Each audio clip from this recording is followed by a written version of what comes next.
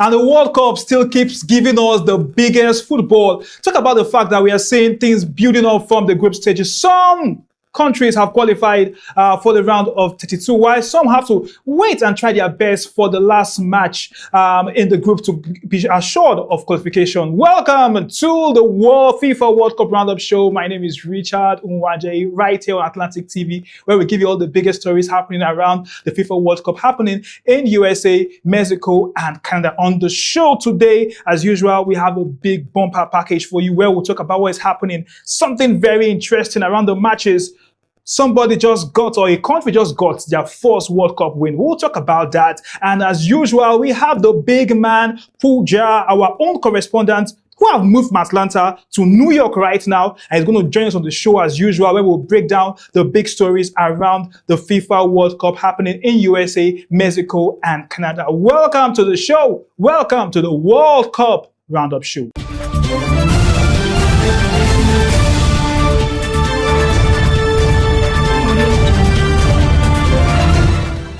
All right, it's still your Atlantic TV, where we are giving you up the biggest update on the FIFA World Cup. Welcome to the FIFA World Cup Roundup show. Richard Unwaje is the name, and straight to business because we have a lot to talk about on the show today. Now, let's go straight to the matches that we've had over the weekend. Of course, this is a Monday edition, and we had several matches playing over the weekend. Now, let's go over to those matches that played over the weekend and see what happened. Interesting matches. And let's start up with what happened in October, quite the early hours of this morning, Nigerian time, where we had the game between let's start with New Zealand and Egypt. Now, that game between Egypt and New Zealand was one of those very, very interesting games where we saw Egypt fly high to beat New Zealand by 3-1. Now, a very interesting game for many of us. The fact that we saw one particular man lead that Egyptian team. Call them, when it comes to winning the FIFA or the CAF Quality Nations Cup, call them the big team. But when it comes to the FIFA World Cup, they are those big lions. Egypt won the game against New Zealand by 3-1. One man led that team, Salah, who is not Liverpool again, but we all know Salah, Mo Salah, the special and the man who have written his name when it comes to goal scoring in the APL Champions League, and he did it well for his country, where Egypt had that big smile after they defeated New Zealand by 3-1 in that very, very important call it a World Cup match. Also, early hours of this morning, we had this very interesting game between Uruguay and Cape Verde. Now, Uruguay, one particular thing when it comes to the FIFA World Cup, giving us that great football. Cape Verde, the African team, the small island, showed us what they call good football. Again, playing that 2-2 draw with Uruguay. And it's a very, very interesting game. We'll talk more about that game in the show today, because there was this particular free kick that got everybody talking. You know, where that Cape Verde scored in that particular match yesterday. And a very, very interesting football still coming out of the FIFA World Cup. Now, let's look at some other matches that have happened in I call it the FIFA World Cup, some results where we saw Tunisia lose against, Japan. That game happened over the weekend where Japan defeated by 4-0. Now, very, very interesting one to see how the Tunisia team have struggled in this particular World Cup, changing their manager into the World Cup, and the struggles to continue for them. We also saw the game between the Spanish team and Saudi Arabia. Very interesting game. 18-year-old Yamal got on the score sheet, his first World Cup goal for the Spanish team for Spain, as defeated Saudi Arabia by 4-0. It was a very interesting game for, call them the Red Devils, Belgium, where many of Belgian fans expected Belgium to be that big country to show themselves well when it comes to football, but the game ended a 0-0 draw with Iran. It ended goalless. One very, very interesting game, and the Iranian team had this particular goal they thought they scored, but that was also a very unique goal that was ruled out. But Belgium still remain one of those biggest wonders in world football. Some will ask the question, if the Belgian Golden Age team could not win the World Cup, where will this particular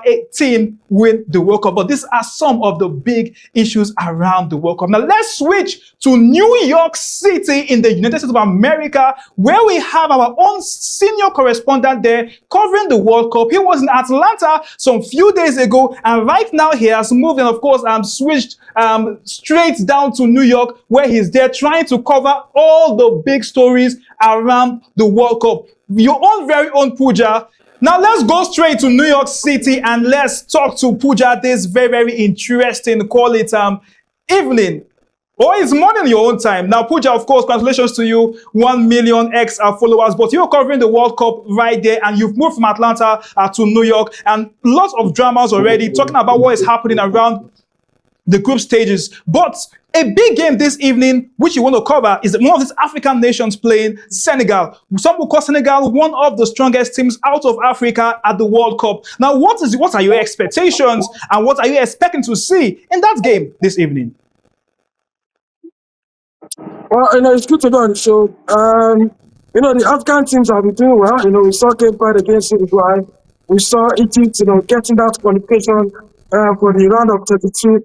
So I think Senegal can take, some encouragement, from the African teams doing well at the World Cup. Remember, Senegal is one of the big teams. They are ranked third in Africa. But this is a very big game. That's why I have to travel all the way from Atlanta to New York, because they need to get at least a point from Norway to have a chance for qualification, because they will still have to play their last game. So it's a must-win game. It's 8 p.m. Time in New York. I think it will be around 2 o'clock or so in Nigeria. But everybody's waiting for Senegal. They need maximum points. They need at least a point against Norway. For Norway, they are on 3 points. They are flying. They have Holland. They have Odegaard. So it's going to be a very big game for Senegal. Remember, Senegal having so many internal injuries. They've not gotten their bonuses. Their chef didn't travel with them. And of course, they are playing, in the World Cup final with so much expectation. So for Senegal, if they lose today, they can kiss the World Cup goodbye. Let's talk about Senegal. Let's talk about the African teams in the World Cup. Now, what do you think about the African teams in the World Cup so far? We've seen Cape Verde, we've seen Senegal, we saw Tunisia, we've seen Ghana. But what can you run up around the whole African teams? What do you think about their performance compared to what we have seen in other World Cup editions? Do you think African teams are now living up to expectation? Well, I think so. I think for the 10 teams that participated, only 2 teams are not guaranteed to go to the next round. I'm talking about South Africa, who need a maximum points, in their last game. And of course, Tunisia, who despite the fact that they changed manager, they didn't enjoy any manager power. So for Tunisia and South Africa, is very huge for them. For Ghana, they are doing well. Unexpectedly, Ghana is doing well. And of course, the game tomorrow in Boston. I'll be in Boston as well, to cover that game, Ghana against against England. And I'll be live on Atlantic TV as well to talk about it. So far, so good. It looks like 50% of African teams will go ahead in the round of 32, because Cape Verde are doing well. Senegal, of course, we see them later today. Of course, Egypt first team to qualify out of the group, talking about the African team. So that's what I see what will happen. But I believe, if we qualify, if 50% of the teams qualify for the round of 32, I think we've done good for ourselves. Remember, before we only have like 1 or 2 teams qualifying for the round of 16 then, but now if you have more than 5 teams qualifying for the round of 32, I think it's a good one. So far, so good. African teams have done well. We've had our own against Spain. We've had our own against Uruguay. We've even had our own against big teams in Europe. So let's see what will happen when we get to the round of 32 of the World Cup. If you're to pick one African team that you think will go out maybe to the semi-finals between Senegal and Morocco, based on what we have seen in our first round of matches, which of these countries would you put your money on? I think it's nobody's a no-brainer. Is Morocco. Morocco are the best suited team when it comes to international tournament like this. Remember in Qatar 2022, they got to the semi-final of the World Cup. Even played at the 3rd place against Croatia, right there in Qatar. So what they've done this World Cup, drawing against Brazil, the almighty Brazil, the best decorated team at the World Cup, and of course taking Scotland to the cleaners. And of course there are players who are doing well. Sabari is scoring goals, back-to-back goals, and it looks like there's a unity. Remember, they sacked their own coach as well, and getting a new coach into this tournament, but they've not looked like they changed any manager from the AFCON. So for me, with what Morocco has done, they look like the team that will qualify for the round of 32 as well. And when they qualify, anything can happen. So for Morocco, they are the best team in Africa. Hopefully, we see Senegal later today, do the business, show us what they are capable of doing as one of the best teams in Africa, and see Ghana tomorrow against England, get a draw, and qualify for the round of 32. So if you have Ghana, you have Egypt, you have Morocco, You have um, Senegal in the round of 32. I think is good for Africa because those teams are one of the best teams in Africa. And you almost called South Africa when you were calling Morocco, and you smiled. And that was why I will ask you about South Africa. Now, what do you think about the South African team? Now, you watched them live in the stadium, so about a few days ago. You watched them and everything. Now, with what you saw, the score had just one goal, the penalty and everything. The Southern Africa team or South Africa team that you have watched, do you think they can be able to get themselves out of that group and find themselves maybe in the round of 32? I think they messed up against their game against was it Czech Republic? They messed up against Czech Republic because I think they expected them too much. Because in the first half, we didn't see the South Africa we used to see in tournaments. Remember they played Nigeria home and away in the Worldcup qualifiers. So we didn't see the South Africa that we used to know. In the second half, they continued to play well, and of course they got into the game and they got a draw in that game. They could have actually gotten 3 points in that game. But against a South Korea team who is looking to win and qualify as well, it's going to be a big task for South Africa. But anything can happen in football. Nobody expected them to get a point against Czech Republic. So against South Korea, who of course they are on the edge as well, they're going to come out to play as well. I think South Africa are capable to even get a point, but they don't need a point. They need maximum points against South Africa because they have just 1 point in 2 matches. So South Africa is going to be very tough. Remember, we're supposed to have like a vox pop, for South Africans. And anytime I approach them, they just tell me we don't have, Nigeria. No. They know that maybe I want to use that video for banter. But against South Korea, it's going to be a big game for them. And let's see what they can do. If they give us that performance in the second half against Czech Republic, I think they can win South Korea. And on the final note, because you need to go and get yourself together, you have a match to cover later on this evening. Of course, Pooja is covering the game with Senegal's match later on this evening. Now, on the final notes, maybe on the lighter notes, you were trending on X. Something spectacular happened when you were talking about you trying to compare the cost of a particular product you bought for 8,000 Naira Nigerian money. I don't want to call them the products, but you bought it for 8,000 Nigerian money, and you went on Twitter and you were complaining. And all over social media, everybody was dragging one man, Pooja. Now let's talk about something very special. What you spoke about, the drink that you call it was so expensive when you converted your Nigerian money, into dollar. And the fact that, you have been reporting covering the World Cup, but you have also been a controversial note also too. So what are your reactions to these two things I just raised right now? Now, Atlantic TV now, you people paid me in Naira. So I have to spend in Naira. So anything I spend here, I convert from dollar to Naira. But of course, it was very expensive. That was bought inside the media center and shows that when it comes to the USA is a capitalist state. So you have to buy everything. Even the flight I took from Atlanta to New York, over 3 hours, no water, no drink, no meat pie. You have to buy everything on the plane. Remember, if you just do 1 hour in Nigeria, you get juice, you get water, you get snacks. But here in the US, everything you have to buy it. And people always say, hey, I'm a controversial, but at the end in Naira. So if I want to buy anything in dollar, I have to convert from that Naira to dollar to purchase it. So it was interesting.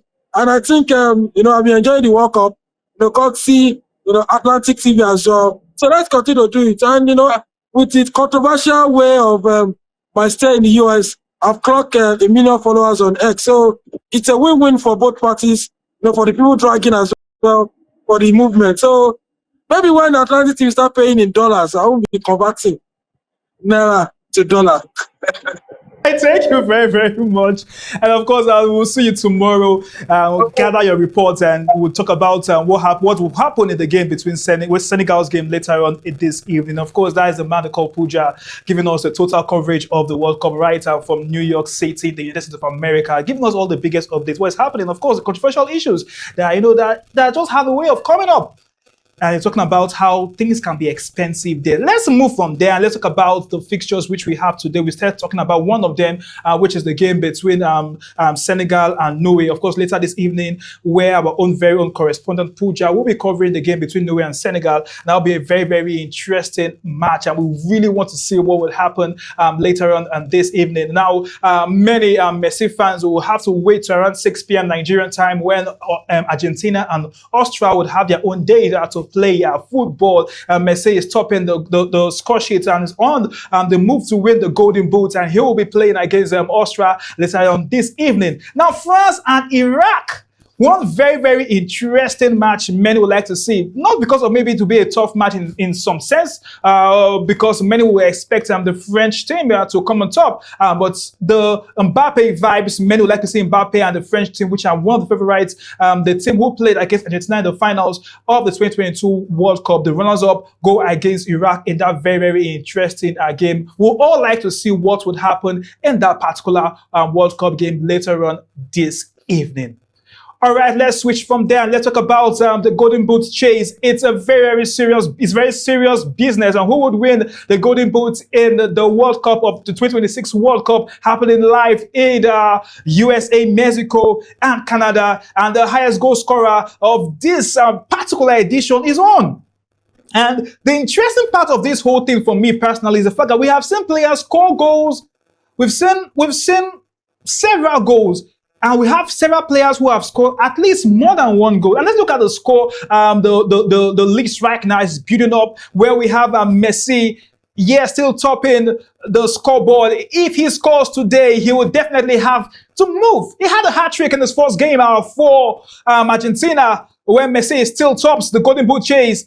We have the man from Canada, Jonathan David, who is at the number 3, is number 2, of course, same position with Messi, where he has scored 3 goals. Kuhal, yes, the man from Manchester United, the Brazil international, has scored 2 goals, while Mbappe also has 2 goals. We have Harry Kane, the 3 Lions main man, with 2 goals. The goal machine for Man City, now playing for Ireland and playing for Norway. From Norway, he has 2 goals. And Kai Havertz, 2 goals. And we have the man with the Nigerian blood flowing in him, playing for USA, and Florian Balogun, where he has 2 goals. And we have Ayeri of Sweden with 2 goals. So the chase is on. Messi topping, and Messi has a chance to increase it today when he plays that very, very interesting game. And many of us would like to see what would happen in that match. All eyes on Messi. Someone say Messi has an easy team where he can score more goals, but Messi knows what is happening. And someone saying this something very important. The way things are going, we don't see a Messi maybe trying to retire anytime from now. That's a big talk. Now let's talk about this particular man. Talk about this big talk. This man they call Yamal. Now over the weekend, everybody was talking about Yamal. Yamal was the man who was on every single person's lips. Now, in 18 years, he scored his first World Cup goal. The only player to do that was the man called Pele, who did that, of course, several years ago. And, the man Yamal scored his important goal for Spain. Now he's talking, and he's talking very, very, about his future, where he is speaking about the fact that he does not see himself playing to the age of Messi and Ronaldo. Now look at the fact that he's already having his name written on gold at an early age. Imagine trying sometimes when you call the name the Yamal, you have to call other names. Maybe Mbappe, Aaron Haaland. But when you compare the ages, Yamal is still a very young star. And now Yamal getting his first World Cup goal, and he's saying, no, I am not sure I can push this to when I'm 40, when I'm the particular man we call maybe Ronaldo, or get to the age of Messi. Let's see what happens around that man. But I tell you something, a lot of stuff is going to come from Yamal. Yamal is the definition of the future of football. When we see Yamal, we have hope that football has a very, very bright future ahead. And of course, we always have those big smiles. I know, yes, the future, the next 10 years is blessed with great football.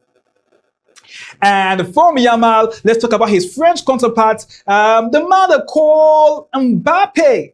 He is saying something, or he spoke about something very interesting around Ronaldo and Messi, where he's talking about which player would he pick. The journalists will always have a way of putting these guys on the spot, and he was on the spot, and he had to say this very, very important, make it very important statement, which have, of course, gotten many people talking. Now let's hear from Mbappe, what Mbappe said about Messi and Ronaldo. All players. Lionel Messi. It's clear. He's the best in the world with Cristiano. It's clear. I think that he showed during 15 years that he had an amazing quality. Me, I try to do what I can do. I show my quality on the biggest stage, helping my team to win another World Cup. And that's Mbappe talking about Messi, talking about how good he is and everything. And this will bring maybe some fellows who will say, oh, at a particular time we've heard Mbappe talk about the fact that, oh, he prefers a Ronaldo. But no, I will talk about this unfinished debate around Ronaldo, Messi. I tell people this debate is not ending anytime soon. We'll continue to debate this issue. But the question will be, how long will these fellows play football? We can't tell for now. They might play for a period of time. If Ronaldo does not win the World Cup, he might like to try in the next 4 years when his country will be hosting that particular World Cup. But for me and many football lovers will keep on saying something. This debate would not end. The greatest and the biggest banter in football history is definitely Messi-Ronaldo's banter, who is the greatest of all time. And every single player is always put on the spot, and players are being judged by the decision they make whenever they're asked to choose between Messi or Ronaldo. And this is one of those decisions maybe many would hold Mbappe for, but he must have a choice. Whether you pick Messi or Ronaldo, I always tell people, these guys are great. These two football giants are very good at what they do, and nobody will take it out of them that Messi and Ronaldo are not good. They are great footballers. I tell people they contribute in different ways for their teams, and they've made millions and millions of people around the world to love football more. All right, let's move from there. Let's talk about our very own man of the day. Now, I spoke about this at the beginning of this FIFA World Cup Roundup show on Atlantic TV, that we'll always have this particular man of the day. Now, this man of the day will talk about a player who maybe took his team to the next level, a player who definitely did something that the world is talking about. Now, we're talking about nobody but the Egyptian giant, Egyptian player that we all know. I watched him personally in Morocco, where he played that particular game in Casablanca against the Super Eagles of Nigeria. We're talking about when we had Super Eagles play against Egypt in that particular round, call it third place match. I'm talking about Salah. Salah led his Egyptian team to what many call that historic win. Now, the Egyptians, of course, are very happy, and football are very happy at Mo Salah, what Mo Salah has done with this team. Now, don't forget that this particular win was their first World Cup win, and for many people, this is what we just call football, and Salah remains our man we're talking about today. Salah leading that Egyptian team to have that 3-1 win over New Zealand, and for many of us, Salah is still that man. He's out of Liverpool, but we will talk about his name. He has one more chance to keep his name written in the special book in football history, and that is what he's doing with the Egyptian team, leading them to the round of 32, helping them to win, scoring the goal. And everybody will talk about one thing. When you talk about the Egyptian team, yes, they've had a great history in football when it comes to Africa, but they have not been able to stamp their feet well when it comes to international football at the World Cup level. But some will say thanks to one man, thanks to Salah, who is now helping them to stamp their feet well and make their name known when it comes to football at the World Cup level, where they are heading to the round of 32. They're having their first win. Hard to believe that, but it's the reality of football. Having their first win in World Cup, in the FIFA World Cup, is a big one for the Egyptian national team. So a man of the day in the FIFA World Cup Roundup show is nobody else but Mo Salah. Yes, the superstar, now out of Liverpool. We know him and will always respect him when it comes to very, very good football. And from what's happening around the man, the Salah, let's just take a little movement and let's talk about this man. He has always been on all of us lips. Vozinha, yes, his mom. I spoke about it last week, the fact that we are expecting his mom to come through to watch him. The great news for all football lovers is, yes, Vozinha's mom has joined him. Of course, she was part of those people that watched Cape Verde play. I saw her son in action at Cape Verde doing so well, had that draw. But everybody's talking about this woman. Within the FIFA president, how to honor her. And the fact that she's now on the lips of everybody, on everybody's lips.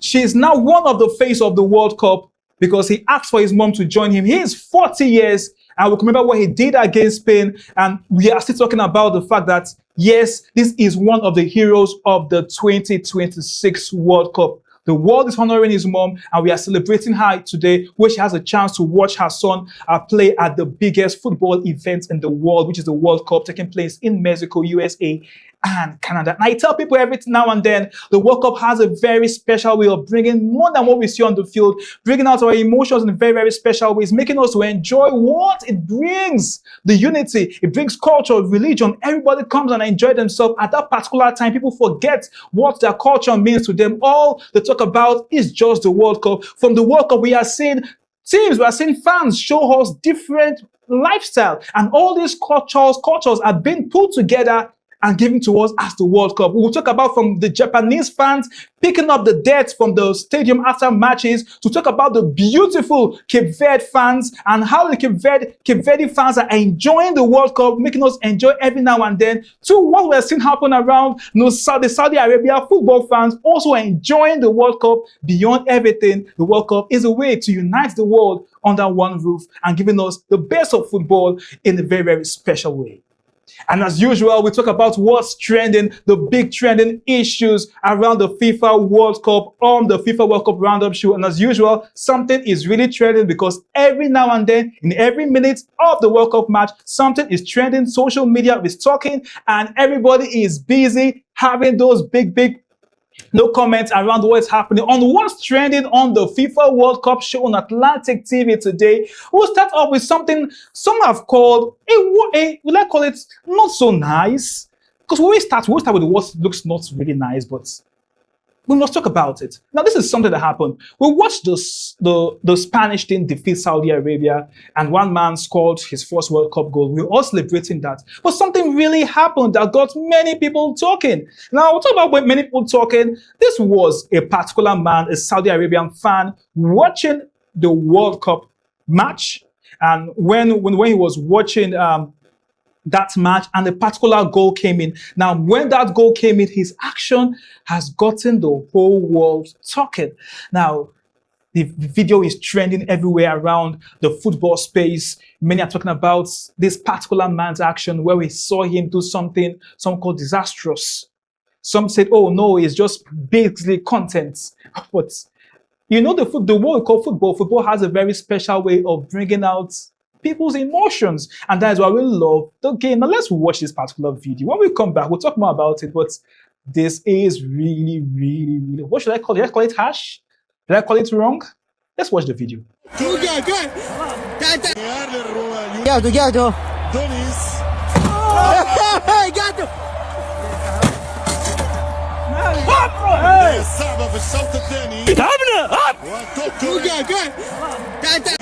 And you can see the anger. He was angry. And that's why I always tell you, football brings out the emotions. You know, sometimes the emotions might lead people to do some kind of wrong thing sometimes, but football has a way of taking our whole body and soul and everything. And when you're sleeping, like me personally, when I'm sleeping sometimes, all I see is football. All I just dream about is football. And the World Cup is making sure that the next maybe 1 month more, or maybe some will call it 28 more days of football, all we'll talk about is non-stop football. And that's why we're capturing everything for you right here on Atlantic TV. Now let's move from that, not really a nice video, to something very, very nice, if I can use that word, something that we just love.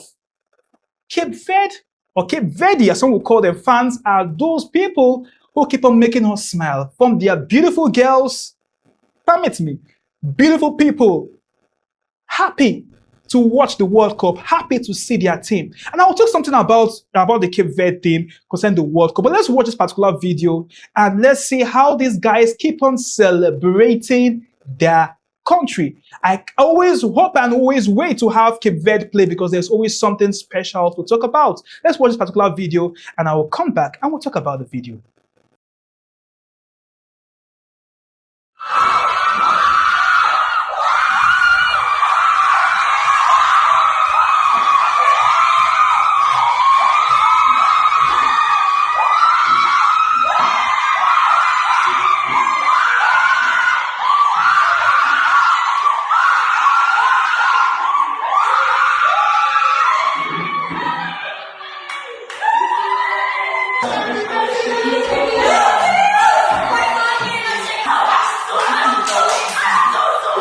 And the Cape Verde fans were celebrating their team scoring that beautiful free kick goal against the match they played, yesterday or some quite early hours of this morning. And I think the game against Uruguay, where they scored a particular goal, the match happened early hours of this morning. And for many people, that was one very, very interesting performance from the Cape Verde team. The question is, how far can the Cape Verde team go? I will talk about the Cape Verde team, but let's take some tweets around this particular video. What are people saying around the celebration?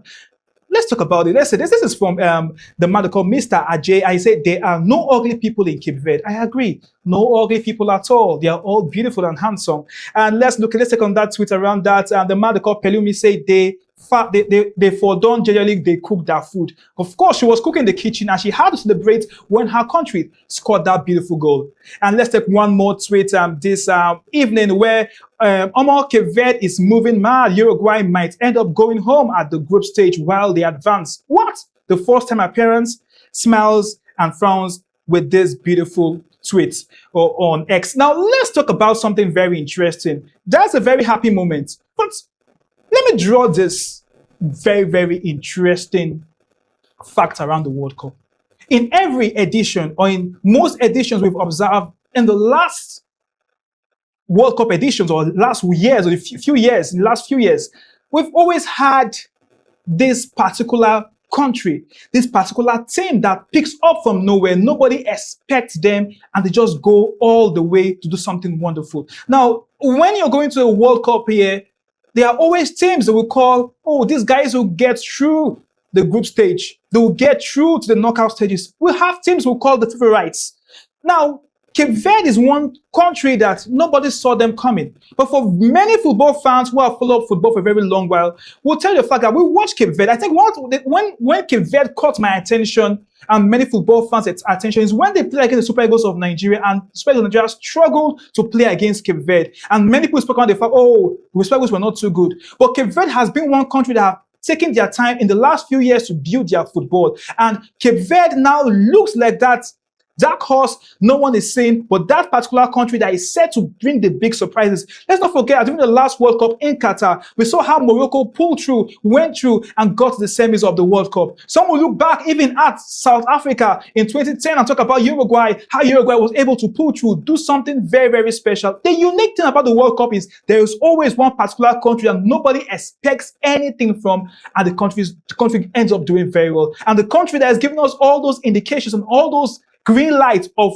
that country that might go all out is Cape Verde. Don't forget that Cape Verde played against Spain in their first game, and we saw how they were able to pick up that draw. Same Spanish team won their last game some few hours ago by 4-0. Same Cape Verde now playing the 2-2 draw against Uruguay. Many Africans should be happy that the small island in Africa is doing something unique. A small island, I always tell people that Delta State as a state is bigger than, Cape Verde as a country, but see them at the World Cup stage, making of course Africa proud. And some will ask the question, why a whole big Nigeria is not at the World Cup? I always tell people it's story from that day. But the World Cup always will give us those action, and right here on the FIFA World Cup show on Atlantic TV, we always capture those moments. And trust me, to the last whistle is a promise. We on Atlantic TV, we from here, the crew from here in Warri Delta State, will make sure we give you all the biggest updates covering every single big moment of the World Cup. And of course, our correspondent in the US, led by Pooja, is also covering those big moments to make sure that you don't miss anything. Until I see you tomorrow, keep talking sports, keep talking around the World Cup. It's Richard Unwaje. I see you. Peace out.